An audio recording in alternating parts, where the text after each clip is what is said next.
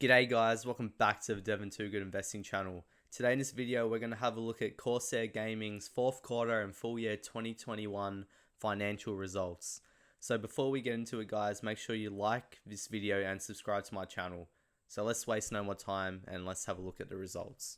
Right off the bat, let's have a look at net revenue. So they grew 11.8% year over year, which is fairly impressive considering the comps that they went against from last year. So obviously last year in 2020, pretty much everyone was working from home. A lot of people were spending a lot of times indoors. There was a bunch of people who was gaming. There's a bunch of people who were content creating, and there were a lot of people who were buying Corsair products, and that was reflected in the really strong 2020 revenue growth. So the fact that we were able to grow 11.8% on top of last year's growth is a really strong sign for Corsair's overall demand. And we can see that their gamer and creator peripherals segment, it grew 20% year over year, and their gamer and creator peripherals segment is by far the fastest growing part of their business. And fortunately for Corsair and us shareholders, it's also the part of the business with the highest margins. So the fact that the gamer and creator peripherals is growing faster than the gaming components and systems segment, it should lead to margin expansion over time just by the fact that it has higher margins. And we can have a look at the gaming components and systems segment. It did grow 8.1% year over year, which again, considering the conditions of the competition of the comps from last year, it's not too bad. Now, in terms of net income, adjusted net income and adjusted EBITDA, we saw decreases in all of these compared to last year. And there's mainly three main reasons. So the first main reason is due to the crazy high logistics and shipping costs at the moment. So shipping's taking twice as long as it would usually take, and you've got these 40-foot container ships that are just super expensive right now compared to what they were, say, pre-pandemic. So these are all costs on the business that Corsair's having to eat these costs at the moment, and in my opinion, eventually we will come out of these high logistics costs, and as these sort of costs come down, that should increase margins, which should grow the net income, adjusted net income, and adjusted EBITDA. The next reason was because of the GPU shortage. So pretty much GPUs right now are selling at double the cost of what they would usually sell. And as a result, this is stopping hardcore PC gamers from buying new PCs. And if people aren't buying new PCs, they're not going to be buying as much Corsair gaming products. So that's going to, in theory, create some pent-up demand for when sort of the demand and supply sort of balance within the sort of GPU market. Once that balances, we should see a spike in revenue, and also probably a spike in margins as well as a result of that. And then thirdly, obviously the tough comps from last year.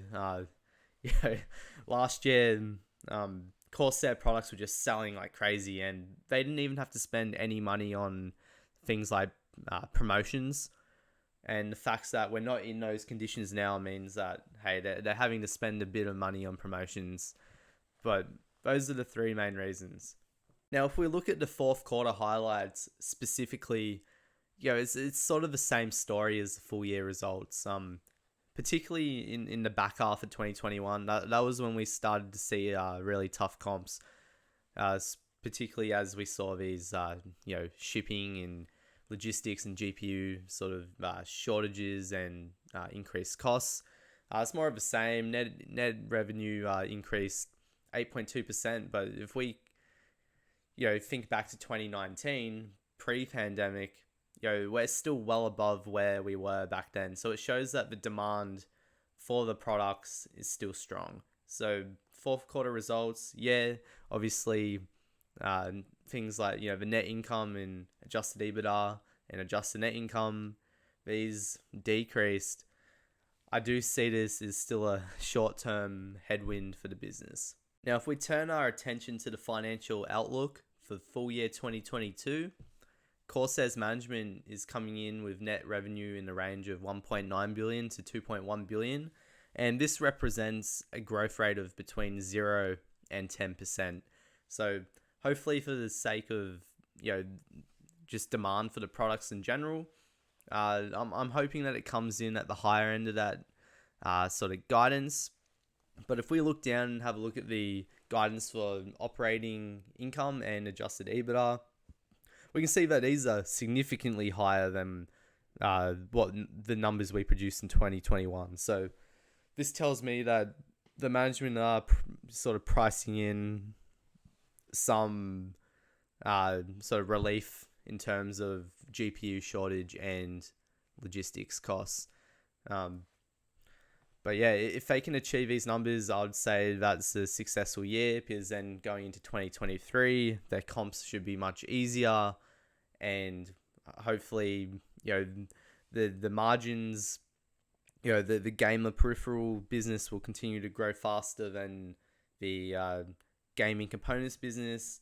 That expands the margins even more. There's a bunch of tailwinds to this business moving forward in terms of margins over the next, say, 3 to 5 years. And even if we don't see these, all these issues resolved necessarily in 2022, look, the comps are just going to get easier and easier moving forward, particularly with the innovation of this business as well. They're releasing a bunch of new products, and in a lot of categories, they are the number one brand in the category. And if they're not the number one, they're within the top 3. Now, I always like to keep half an eye on the balance sheet. We can see that in terms of cash and restricted cash, they spent, they got a fair bit less cash than in 2020. But we can see if we move down to the long-term debt, we can see that they've started to pay off a lot of their long-term debt, and management have been quite clear that paying off debt is going to be a part of their strategy. Pretty much, they're going to prioritize growth. But if they can't find any acquisitions or sort of new segments to grow in, paying off their long-term debt would be their next priority. And we can see that they did, in fact, pay off a fair bit of their debt in 2021. Now, if we turn over to the earnings transcript given by Corsair Gaming during the earnings call, we can see that Andy Paul mentions more about the semiconductor shortages, and he says that due to the very short supply compared to demand, pretty much the market pricing has driven up the prices of graphics cards 150 to 200% of normal MSRP, and this has caused gaming enthusiasts to hold back on purchasing new gaming components. And by our estimates, this is approximately 10% of the natural demand. So this should theoretically give us a boost in 2022.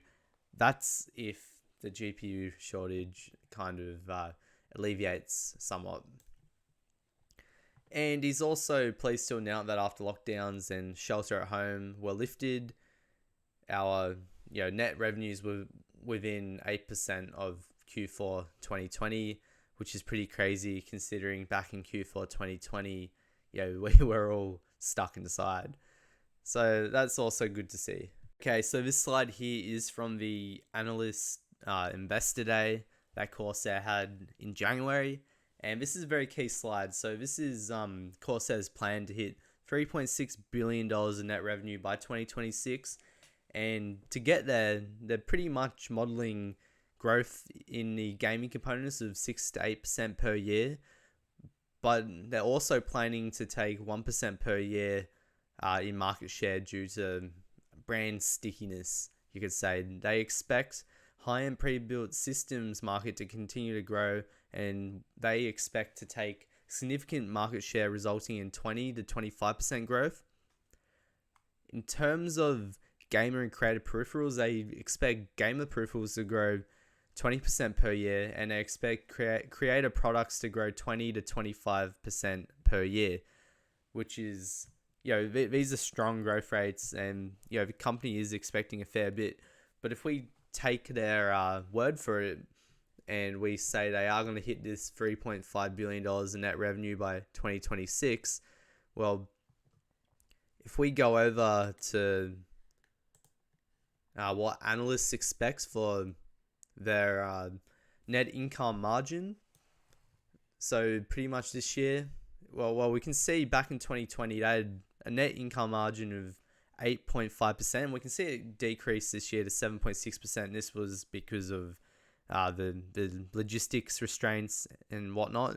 But analysts predict these net margins increasing, and they're expecting net income margins of 10%. So if we go over to our calculator and we go $3.5 billion in revenue, and we times it by our net income margin of 10%, that leaves us with a net income of $350. Now, what multiple would this trade at in 2026? Well, I think a fair multiple is for Corsair Gaming with a business that's predicted to grow the way it is. I think anywhere between a 15 to 20 is fair. So let's take this 350 and times it out by 15. That brings us at a $5.25 billion valuation. Right now, Corsair is trading at $2 billion. But let's take the 350 and then times it by 20. That brings us at $7 billion. So, you could say Corsair Gaming in 2026 could be worth anywhere between $5.25 billion and $7 billion, which is significantly higher than the $2 billion is trading at the moment. So you could say there's 2.5x to 3.5x possibly on the higher side of things. But guys, that's a high rate of return, and if this plays out, if this model plays out, and of course this is not financial advice or anything like that, but that's significant upside over the next 5 years. So guys, that's my analysis on Corsair Gaming's earnings. I hope you enjoyed. Make sure you like this video and subscribe to my channel, and I'll see you in the next one.